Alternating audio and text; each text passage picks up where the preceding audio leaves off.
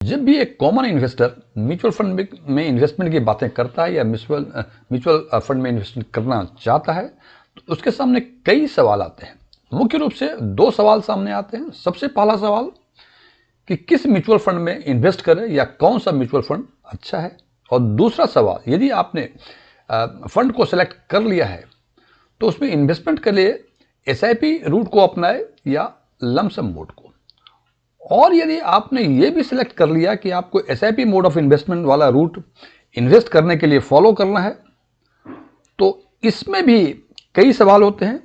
और सबसे पहला सवाल होता है कि हम डेली फ्रीक्वेंसी को ऑप्ट करें या वीकली फ्रीक्वेंसी को या फोर्टनाइटली फ्रीक्वेंसी को या मंथली फ्रीक्वेंसी को या क्वार्टरली फ्रीक्वेंसी को। फ्रेंड्स, आपको ये देख के लगता होगा कि एसआईपी का मतलब मंथली, ये डेली, वीकली, फोर्टनाइटली, क्वार्टरली कहाँ से आ गया।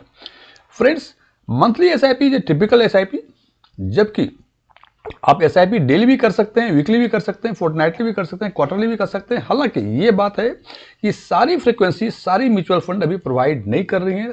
आपने यदि कोई फ्रीक्वेंसी को ऑप्ट किया है या सोचा है तो आप उस एएमसी के वेबसाइट पर जाके देख लें कि आपने जो भी फ्रीक्वेंसी को सोचा हुआ है वो फ्रीक्वेंसी उसमें अवेलेबल है या नहीं है।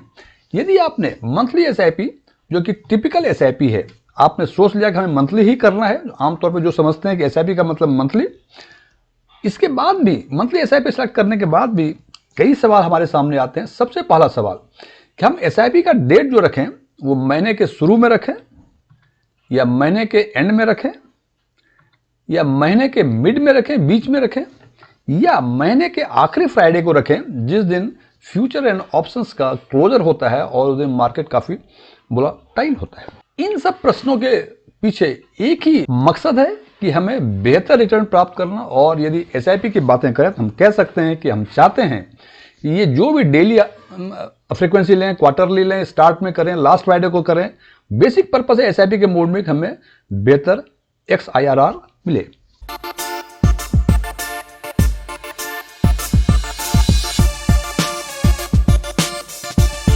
यदि मेरा ये वीडियो आपको पसंद आए, इसे लाइक करें, अपने फ्रेंड्स के साथ शेयर करें। कुछ चीज़ें अच्छी लगी हो कमेंट करके बताएं, कुछ चीज़ें अच्छी नहीं लगी हो इसके बारे में ज़रूर बताएं। और यदि आप पहली बार हमारे चैनल को विजिट कर रहे हैं तो सब्सक्राइब करें और बगल में बेल आइकन को जरूर दबाएं ताकि हमारे सभी नए वीडियो की नोटिफिकेशन आपको लगातार मिलती रहे। एस1 टेक्सविन में आपका एक बार फिर से स्वागत है।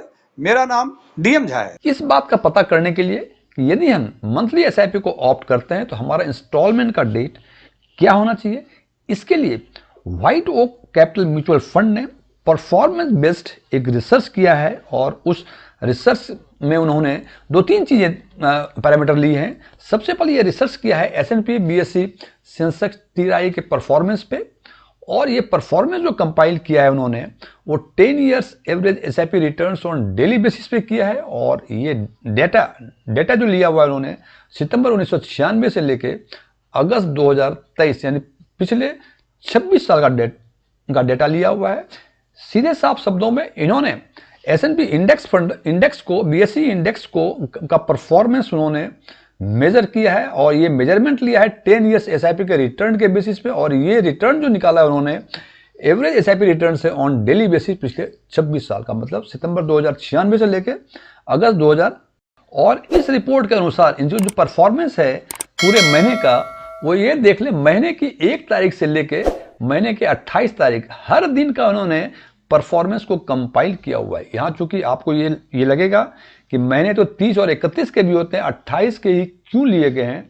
तो फ्रेंड्स, चूंकि ये पिछले 26 साल का डेटा को कंपाइल किया है तो फरवरी भी 28 दिन की फरवरी भी कई बार आए होंगे, इसलिए उन्होंने 28 दिन का लिया है। और 28 का मतलब मान लें कि ये last day of the month का फिगर है। तो यहाँ दो तीन चीजें हम देखते हैं। सबसे पहले देखते हैं कि ये सबसे अधिक रिटर्न जो मिला है, यदि 1 तारीख को यदि आप इन्वेस्ट करते हैं तो 15.69% का रिटर्न मिला है। और यदि 8 और 9 और 10 को यदि इन्वेस्ट करते हैं तो आपको 15.61% जो सबसे कम रिटर्न है वो मिला है। इसका मतलब एक बात तो स्पष्ट हो जाती है कि आप महीने की 1 तारीख से लेके एंड तक, महीने के एंड तक किसी भी दिन चूज करेंगे तो जो डिफरेंस होगा रिटर्न का वो 0.08% के आसपास होगा। इसका मतलब बिटवीन 15.61% टू 15.69%।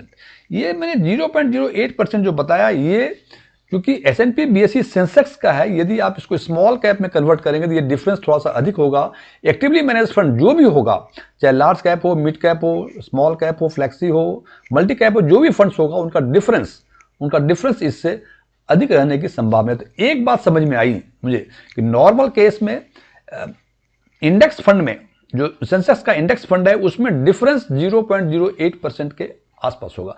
अब यदि इसको और रिफाइन करें तो हम देखते हैं कि पूरे 28 दिन में 15.6% रिटर्न जो मिला है, पूरे 8 बार मिला है। 8 बार मिला है। कब कब मिला है ये महीने की 3 तारीख को, 15 को, 17 को, 20 को, 21 को, 24 को, 27 को और 28 को। इन 8 दिनों में यदि आपने SIP का डेट रखा होता तो आपको 15.67% का रिटर्न मिलता या उनको मिला है। यही बातें करें यदि हम कि 5 बार मिला है 15.68% and that too on 2nd of the month, 22nd, 23rd, 25th और 26th। इन 5 दिनों में यदि इन्होंने SIP का डेट रखा है तो उनको 15.68% मिला हुआ है और 15.62% मिला है 4 दिन, पूरे 28 दिन में। ये है 6 तारीख को, 7 तारीख को, 8 तारीख को और 11 तारीख को। 3 बार मिला है 15.66%, ये मिला है 14 तारीख को, 18 को, 19 को। इसका मतलब इन दिनों यदि आप SIP इंस्टॉलमेंट का डेट यदि रखा है उन्होंने तो 15.66% का रिटर्न उनको मिला है। और 2 दिन मिला है 15.61, 15.64, 15.65। इसका मतलब यदि हम 15.64 की बातें करें, यदि 4 और 5 को यदि आपने इंस्टॉलमेंट का डेट रखा होता तो आपको 15.64% मिलता।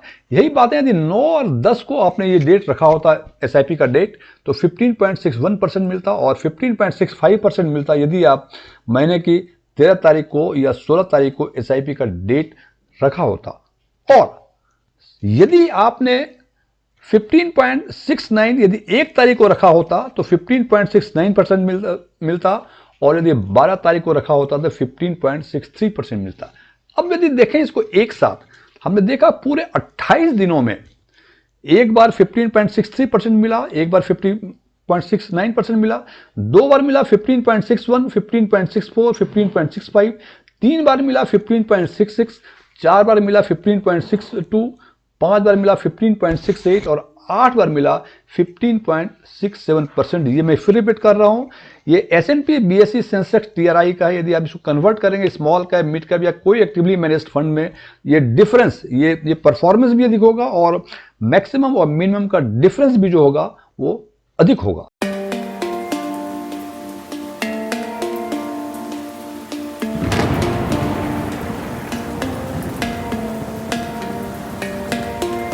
अब यदि इस पूरे रिपोर्ट को यदि एक साथ हम यदि देखना चाहें तो हम देखते हैं कि 15.61% जो मिला है ये 28.5% टाइम मिला है। पूरे 28 दिन में 8 दिन मिला है and percentage wise it comes to 28.50%।